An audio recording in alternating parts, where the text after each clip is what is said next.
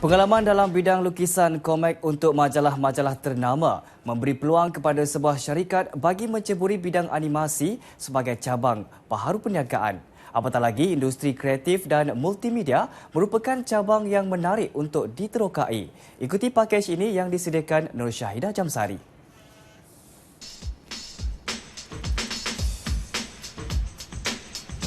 Nilai ekonomi dan potensi besar segmen animasi dalam industri kreatif multimedia negara merupakan suatu peluang yang perlu direbut oleh karyawan tempatan dengan sumbangannya dalam keluaran dalam negara kasar KDNK dijangka 17% sehingga 2020.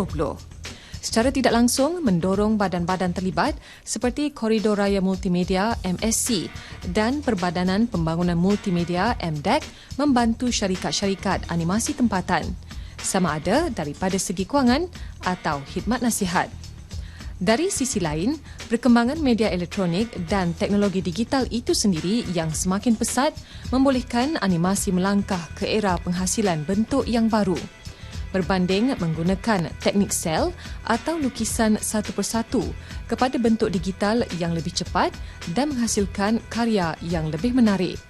Peluang ini turut direbut oleh sekumpulan pelukis kartun tempatan yang sebelum ini giat menzahirkan hasil karya seni mereka melalui majalah komik yang suatu masa dahulu agak terkenal di negara ini. Pasal kita semua macam saya, Syamsul Ikram Ghazali, Muhammad Azlin Zabri dan Firdaus Razi, kita memang dah ceburi dalam bidang kreatif daripada mula lagi, daripada kita muda lagi. Macam saya dan Syamsul Ikram Ghazali, kita orang berdua kartunis untuk majalah-majalah lokal. Syamsul Ikram Ghazali tu sebenarnya kartunis rambai. Dan dia pernah buat untuk Ujang, untuk Apa kan. Saya pun sama, saya buat untuk Gempak, untuk Apa, dan dulu ada majalah Karang Craft Jom. Dan Muhammad Azlin Zabri pun sama dengan Firdaus Razi. Dia pun involve dalam majalah-majalah ni.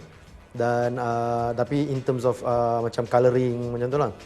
Dan kita orang, saya dan Muhammad Azlin Zabri pernah juga buat pernah involve dalam production Saladin, the animated series. Kita memang daripada dulu lagi, sebelum kita buat company ni lagi, kita dah ceburi dalam bidang ni. Dan Rambai tu dia kerja, dia memang dia antara orang yang kerja dekat alam production animation pertama Malaysia, Usop Sontorian. Memenangi pertandingan cabaran pencipta-pencipta Harta Intelek 2011 IPCC oleh MDEC beberapa tahun lalu, mereka mempertaruhkan karya awang kenit beranimasi 2D yang akhirnya berjaya memperoleh geran kewangan untuk menubuhkan syarikat Seed Studios Sdn Bhd. Bantuan dari pelbagai pihak juga membolehkan syarikat menyedia perisian dan peralatan teknologi bermutu tinggi serta membantu syarikat dari segi promosi produk dan pemasaran.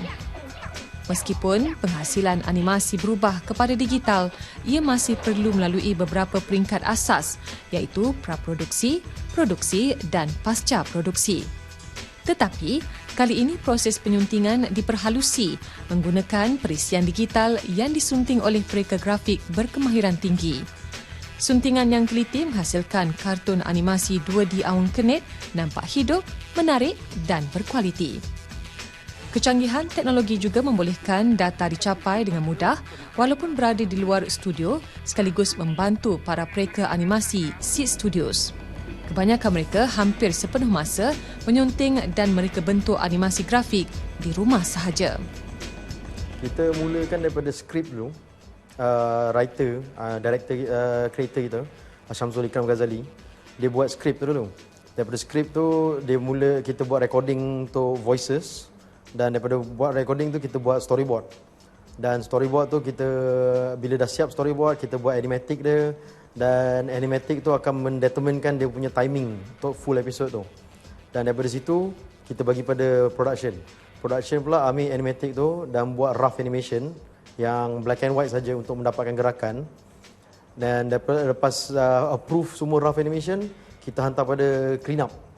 Dan clean up akan membuatkan semua melawarkan lagi apa yang Raf dah buat dan letakkan color-color dengan shadow apa semua.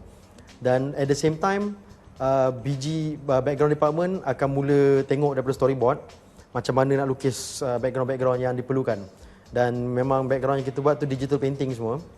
Jadi diorang pun akan mengambil masa untuk nak buat background yang lawa semua.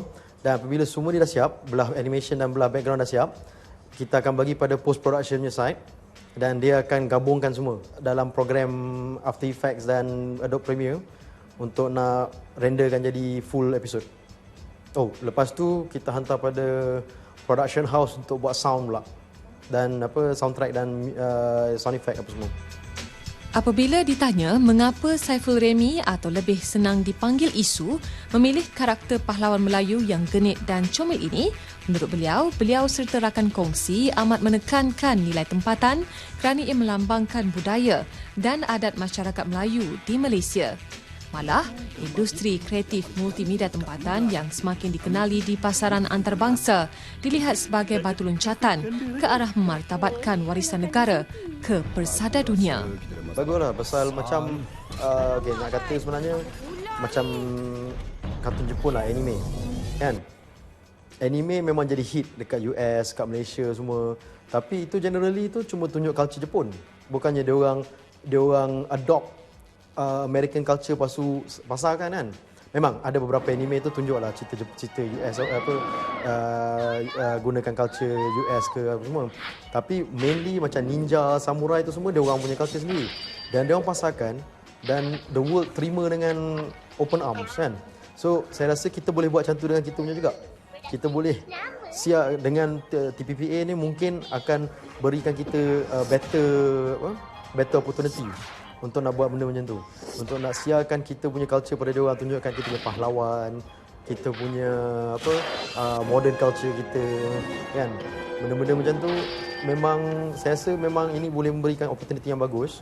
Tapi at the same time kita kena I hope lah it's in a controlled environment lah.